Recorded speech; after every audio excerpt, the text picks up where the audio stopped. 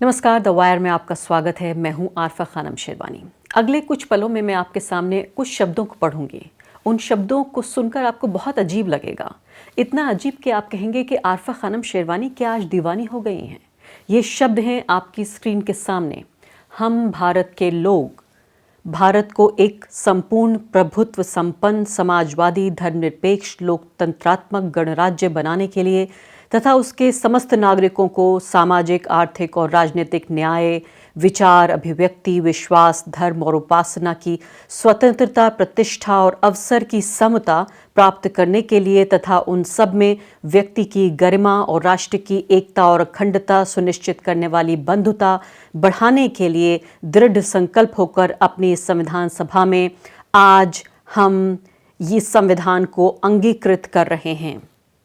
याद आए ये कुछ शब्द? स्कूल में पढ़े होंगे, कॉलेज में पढ़े होंगे।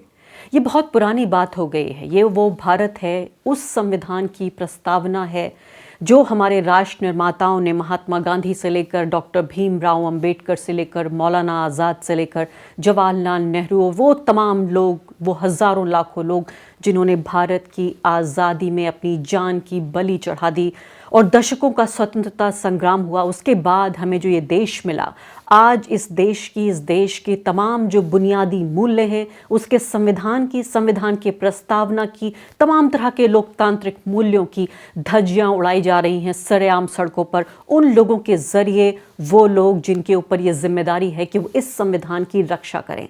जी हाँ, मैं बात कर रही हूँ हमारे प्रधानमंत्री नरेंद्र मोदी की, वो पॉलिटिकल पार्टी जो भारत पर राज कर रही है, भारतीय जनता पार्टी, और साथ साथ वो तमाम लोग जो एक तरह से राम के नाम पर जो राजनीति कर रहे हैं, हमारे संविधान लोकतंत्र की धज्जियां उड़ा रहे हैं।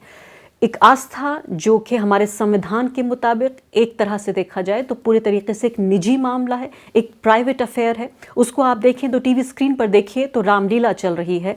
जो सरकार है, सरकार ने ऐसा लगता है कि अपना एक धर्म बना लिया है।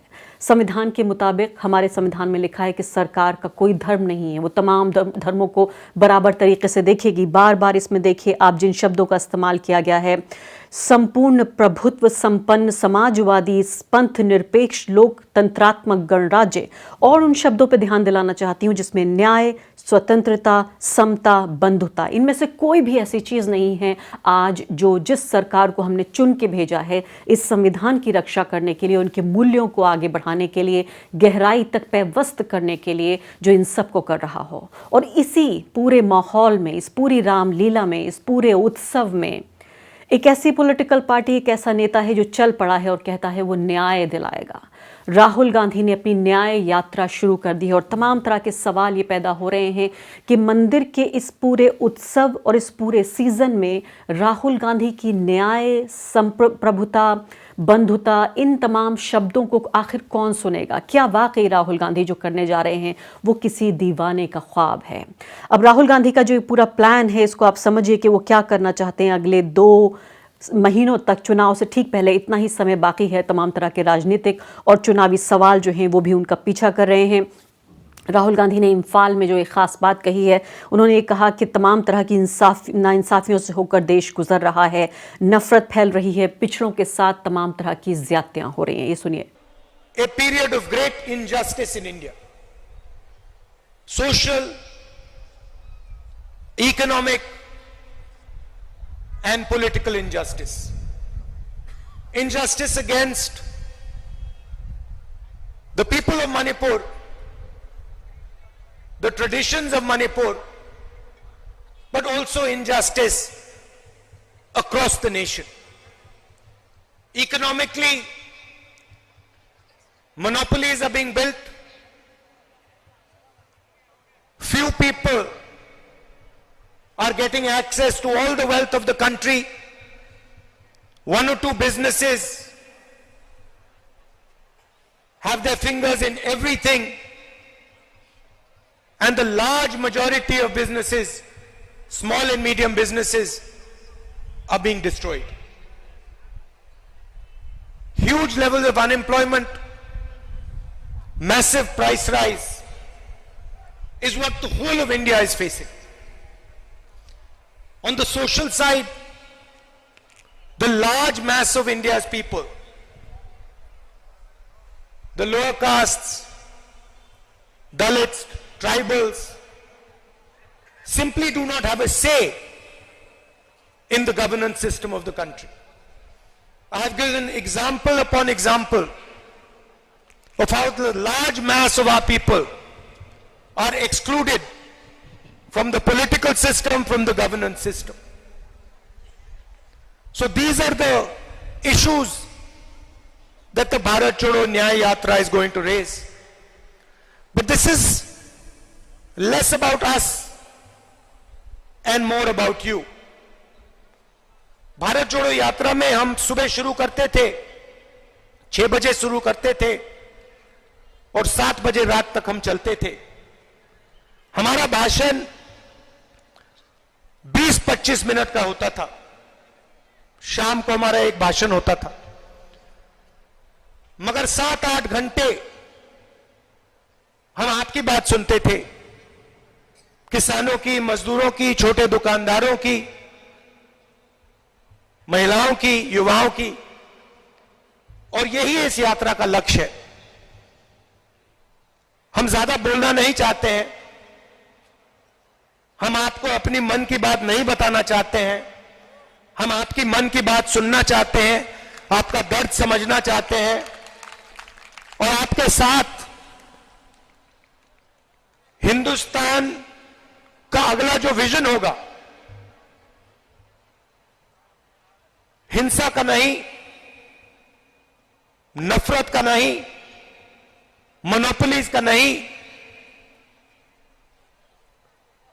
मगर हार्मोनियस, इक्विटेबल और भाईचारे का विजन हम आपके साथ मिलकर, आपकी आवाज सुनकर, वो हम हिंदुस्तान के सामने रखने जा रहे हैं. तो राहुल गांधी ने इस पूरी यात्रा की शुरुआत की है मणिपुर से और उन्होंने ये कहा कि मणिपुर बीजेपी की आइडियोलॉजी यानी विचारधारा की वजह से, नफरत की और विभाजन की जो उनकी आइडियोलॉजी है उसकी वजह से उसको सफ़र करना पड़ रहा है, उसको सहना पड़ रहा है, प्रताड़ित हो रहा है मणिपुर. और उन्होंने कहा कि राहुल गांधी और उनकी पार्टी यहाँ शांति स्थापित करेंगे और एक तरह का भाईचारे का और बराबरी का माहौल बनाएंगे, कहने की कोशिश कर रहे हैं. उन्होंने ये भी कहा कि हिंसा, नफरत और एक तरह का एकाधिकार जो मोनोपोली है उसके खिलाफ उनकी ये यात्रा है. अब इस सब में आपको लग रहा होगा ये तो बड़ी अच्छी बातें हैं राहुल गांधी जो कर रहे हैं, लेकिन ऐसे में सबसे बड़ा सवाल ये पैदा होता है कि जब तमाम तरह का जो तंत्र है और तमाम तरह के जो मंत्र हैं वो साथ में लग रहे हैं बीजेपी के, आरएसएस के, तो ऐसे में ये कवरेज तक, यानी सोचिए इतनी बड़ी यात्रा जिसमें एक देश की जो सबसे मुख्य विपक्षी पार्टी है जो नरेंद्र मोदी को चुनौती देने जा रही है 2024 में, यानी कि अभी 2 महीने बाद जो चुनाव होने वाले हैं, उसमें उस अलायंस की सबसे बड़ी पार्टी जब ये यात्रा कर रही है तो ये सिर्फ देश नहीं बल्कि दुनिया के लिए ये बड़ी खबर है. पूरी दुनिया में खबर छप रही है सिवाय उन चैनलों के जहाँ पर सिर्फ और सिर्फ रामलीला नजर आ रही है. इस पूरी रामलीला में तमाम तरह के नौकरी के सवाल, बेरोजगारी के सवाल, भुखमरी के सवाल, अभी भी भारत में जब राम के नाम पर उनके नाम का गलत इस्तेमाल हो रहा है, भगवान श्री राम का, कि उनके नाम पर तमाम तरह की गरीबी, बीमारी, परेशानी, बदहाली,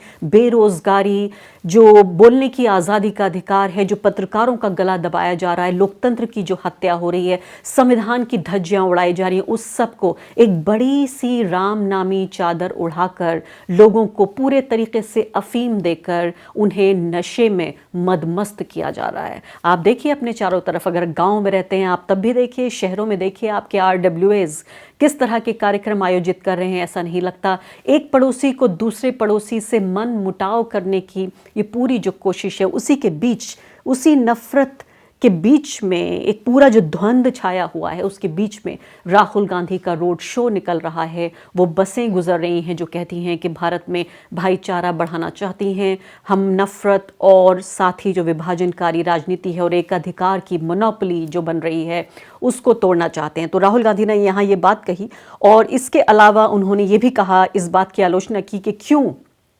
प्रधानमंत्री नरेंद्र मोदी, और मैं यहाँ पर मैं भी खुद ये सवाल पूछना चाहती हूँ कि जिस राम राज्य का जिक्र हो रहा है, अगर आप किसी भी आम आदमी से पूछिए, घर के बाहर निकलिए ज़रा, अपने सब्जी वाले से पूछिए, जिससे आप दूध खरीदने जाते हैं उससे पूछिए, जो लोग आपके यहाँ काम करते हैं उनसे पूछिए, जो भी लोग भगवान राम की उपासना करते हैं उनसे पूछिए कि आखिर भगवान राम का जो राज्य है, यानी राम राज्य है, वो कैसा होगा।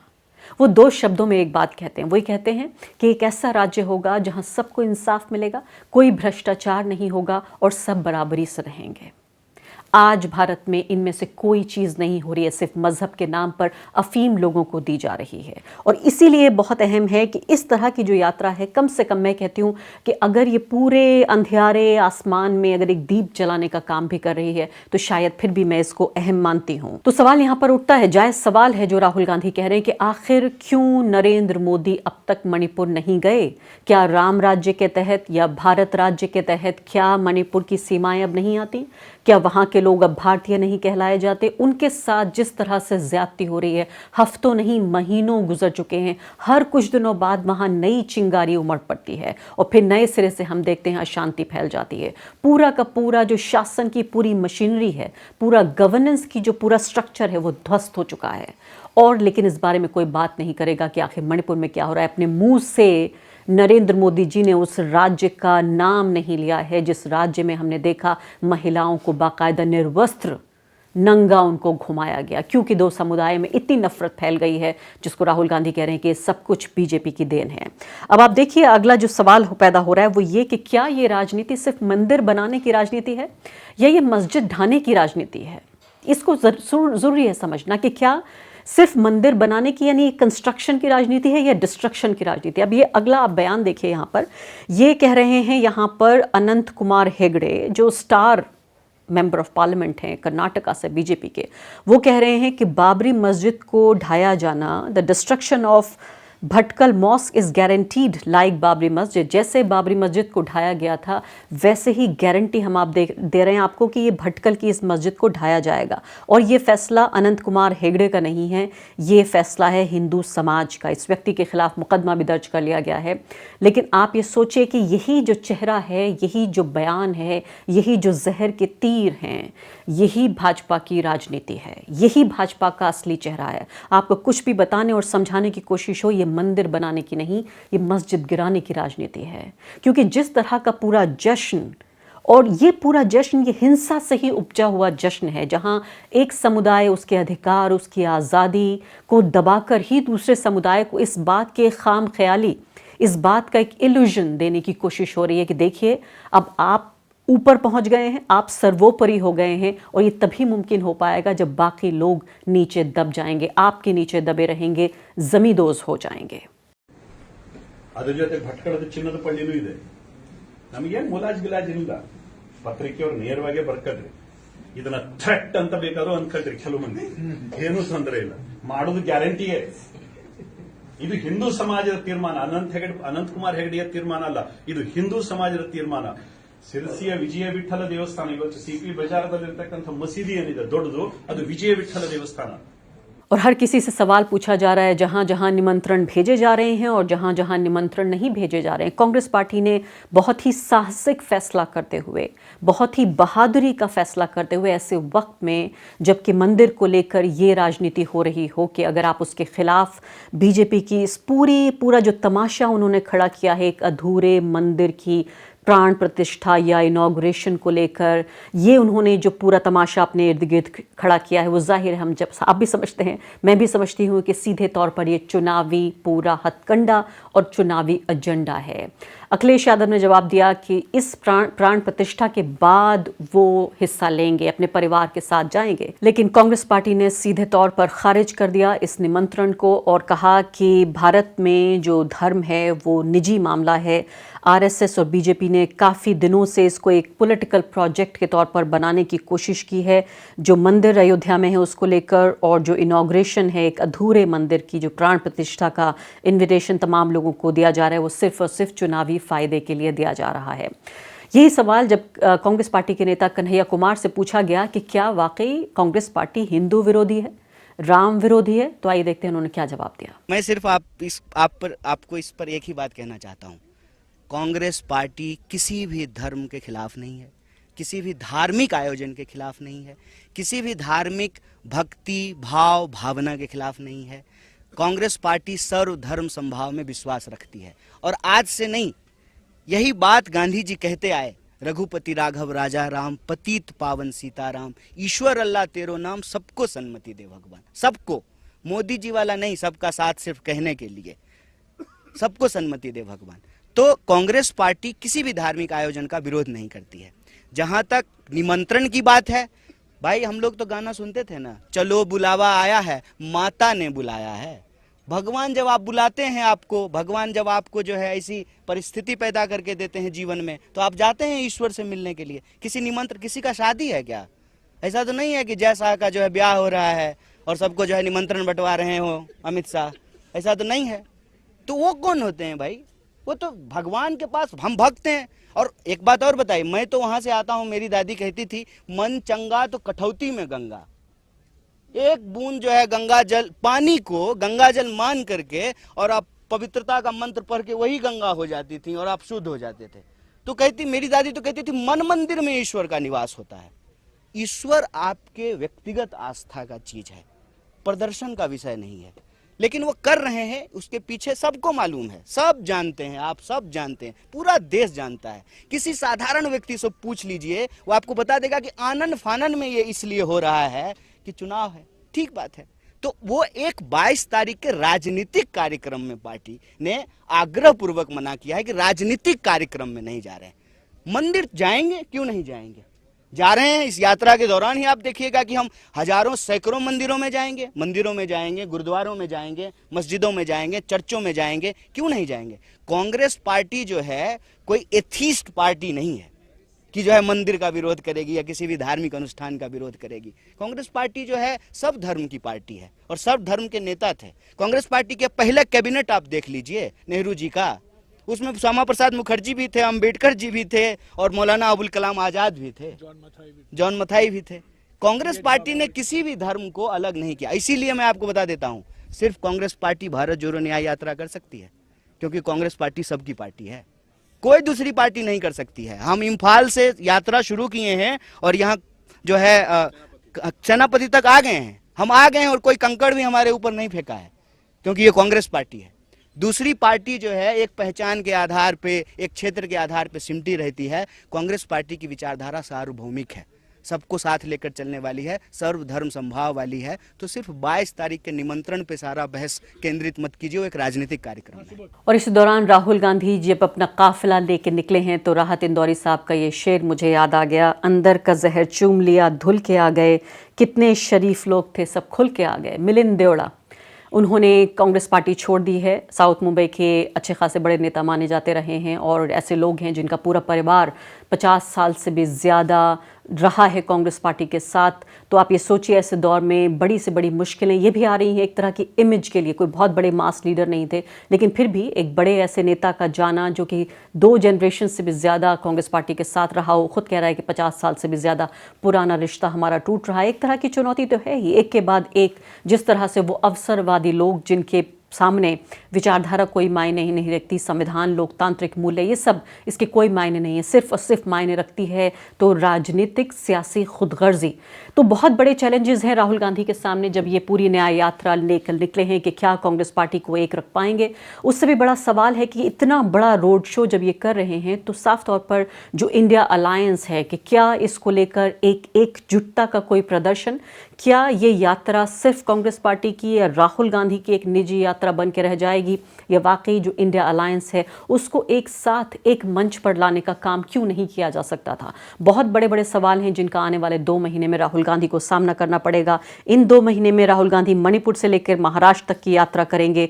6700 किलोमीटर की यात्रा होगी, ज़्यादातर बस से होगी, इम्फाल से मुंबई और इसके अलावा यहाँ से होते हुए ये करीब 15 राज्य हैं जो छुएंगे राहुल गांधी इस सब में, और 100 लोकसभा क्षेत्र हैं, लोकसभा कंस्टिट्यूएंसीज हैं जिनको छुएंगे। इससे पहले कि मुंबई में मार्च 20 और 21 के आसपास इस यात्रा का अंत माना जाएगा। और इन्हीं बसों में ये भी इंतज़ाम किया गया है कि ये बसें रुकती जाएंगी और वहीं पर राहुल गांधी के भाषण और उनका रोड शो होता रहेगा। द वायर के और वीडियोस देखने के लिए सब्सक्राइब करें और बेल आइकन पर क्लिक करें। स्वतंत्र पत्रकारिता की आर्थिक मदद करने के लिए डिस्क्रिप्शन में दिए गए लिंक पर जाएं और अपनी राशि चुनें।